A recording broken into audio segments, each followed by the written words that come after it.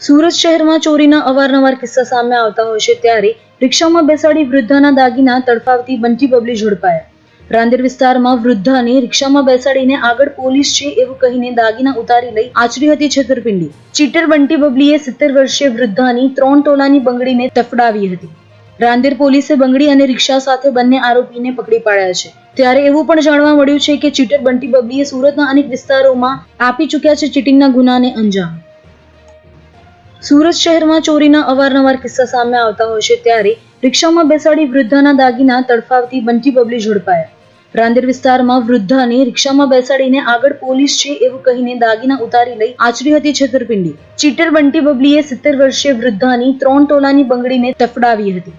રાંદેર પોલીસે બંગડી અને રિક્ષા સાથે બંને આરોપીને પકડી પાડ્યા છે. ત્યારે એવું પણ જાણવા મળ્યું છે કે ચીટર બંટી બબલીએ સુરતના અનેક વિસ્તારોમાં આપી ચૂક્યા છે ચીટિંગના ગુનાને અંજામ.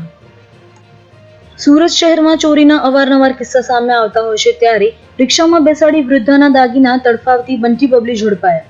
રાંદેર વિસ્તારમાં વૃદ્ધાને રિક્ષામાં બેસાડીને આગળ પોલીસ છે એવું કહીને દાગીના ઉતારી લઈ આચરી હતી છેતરપિંડી. ચીટર બંટી બબલીએ 70 વર્ષીય વૃદ્ધાની 3 તોલાની બંગડીને તફડાવી હતી.